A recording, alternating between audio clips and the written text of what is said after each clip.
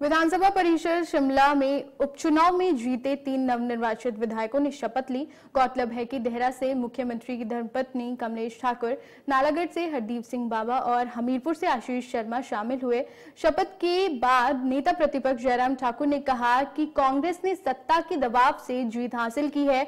अगर ये चुनाव भी लोकसभा चुनाव और 6 उपचुनाव के साथ होते तो निश्चित ही कांग्रेस की हार होती। उन्होंने कहा कि चुनाव से पहले कांग्रेस ने 300 यूनिट बिजली फ्री देने का वादा किया था, लेकिन सरकार ने जनता से 125 यूनिट फ्री मिलने वाली बिजली भी छीन ली है।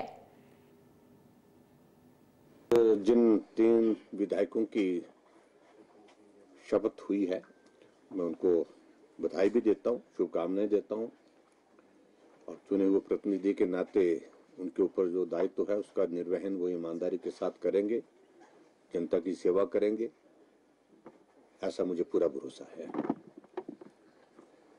लेकिन अब की बार इस सारे दौर में अगर हम देखें, जो कांग्रेस पार्टी बहुत जश्न मनाई जा रही है और जश्न मनाने के लिए यही कहते हैं कि हम जीते हैं। अगर परिणाम पर अगर हम नजर मारें तो जीते भी हैं और हारे भी हैं।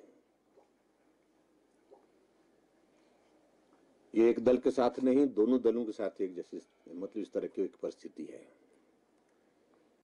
लेकिन दूसरी तरफ से हम इस बात को कह सकते हैं कि जहां हमारी बात है, भारतीय जनता पार्टी की अगर बात है, हम कांग्रेस से बहुत चीजें छीन करके लाए हैं। राज्यसभा की सीट जो स्वाभाविक रूप से कांग्रेस के खाते में जाने वाली थी वो हमने छीनी है। मंडी की लोकसभा की सीट जो कांग्रेस के पास थी वो हमने कांग्रेस से छीनी है, भारतीय जनता पार्टी ने जीती है।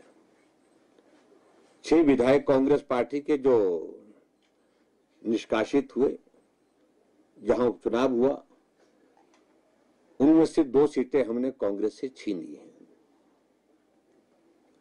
और जो आजाद विधायक के नाते 3 उपचुनाव अभी हाल ही में संपन्न हुआ, जिनका शपथ समारोह आज हुआ, उसमें भी हमने 1 सीट जीती है। हम 25 से 28 पहुंचे हैं और कांग्रेस पार्टी बड़े लंबे संघर्ष के बाद जिसको कह सकते हैं कि वो 40 थे, 40 पर ही है और इसलिए मुझे लगता है कि आसानी से हम आकलन कर सकते हैं कि किसने खोया और किसने क्या पाया इसमें। और उस दृष्टि से मैं कह सकता हूं कि भारतीय जनता पार्टी ने खोया नहीं है, हमने हासिल किया है। ठीक है, हिमाचल प्रदेश में कांग्रेस पार्टी की सत्ता है, उसको थोड़ी ताकत मिली है, लेकिन ये दौर एक जो था वो पूरा हुआ है।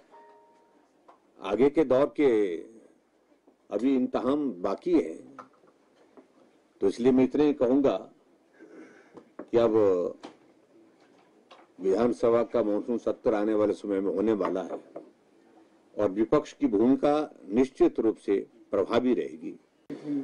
आदरणीय प्रधानमंत्री